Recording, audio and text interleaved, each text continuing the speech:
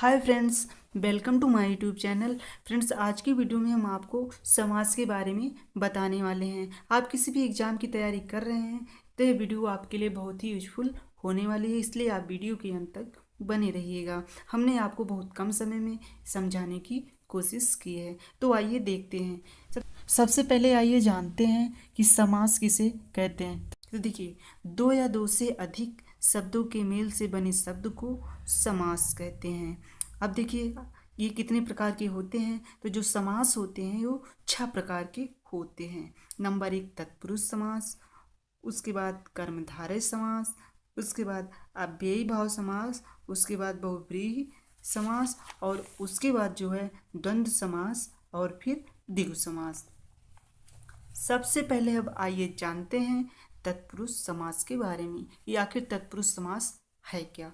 तो देखिए, जिस समास में पूर्व पद गौण तथा उत्तर पद प्रधान हो तत्पुरुष समास कहलाता है। इसमें क्या होता है, कारक भी होता है, जैसे कि मतदाता, मत को देने वाला, कर्ता ने कर्म को करण से के द्वारा संप्रदान के लिए, इस टाइप का कारक होता है।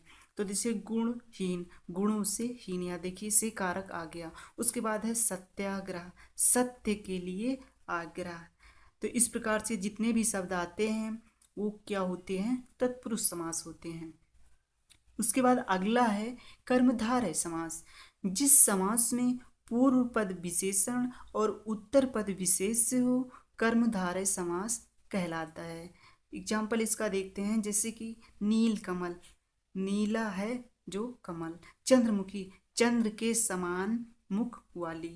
तो यहाँ पे पूर्व पद विशेष तथा उत्तर पद क्या कर, पूर्व पद विशेषण होता है और उत्तर पद विशेष होता है। अब अगला है जो अव्ययी भाव समास। जिस समास में पूर्व पद अव्यय हो अव्ययी भाव समास कहलाता है। देखिए, ये ज़्यादा महत्वपूर्ण है क्योंकि इससे ज़्यादा प्रश्न पूछे गए हैं अभी तक, अव्ययी भाव समास से ज़्यादा, क्योंकि इसमें थोड़ा ज़्यादा फंसने वाला चांस रहता है। तो इसके लिए देखिए एग्जाम्पल देख लेते हैं। जैसे प्रतिदिन है, प्रत्येक दिन, यथा समय, समय के अनुसार। तो इसको पहचानने का सीधा एक जान लीजिए, कोई चीज़ बार बार एक ही शब्द आता है, जैसे कि हाथों हाथ हुआ, दिनों दिन हुआ, इस टाइप का अगर कोई शब्द आता है तो समझ ले कि अव्ययी भाव समास है। ये मतलब अलग दिखता भी है, तो समझ लीजिए इसकी पहचानने की ट्रिक यही है कि जैसे प्रतिदिन हुआ, या तो संभव हुआ, या हाथों हुआ, दिनों दिन, इस टाइप का अगर शब्द आता है तो क्या हुआ, अव्ययी भाव समास।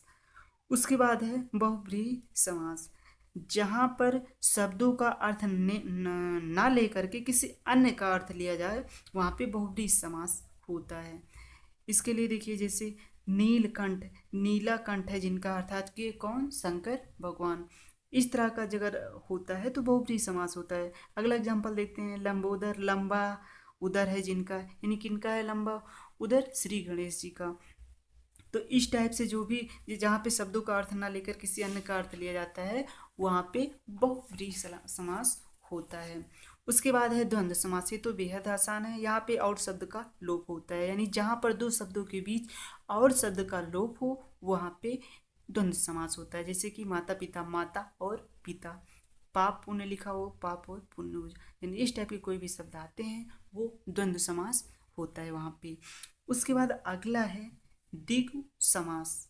तो देखिए, जिसका, ये भी आसान है, इसको समझना। देखिए, जिसका पहला पद संख्यावाचक हो, मेन ट्रिक यही पे है, जिसका पहला पद संख्यावाचक होता है द्विगु समास कहलाता है।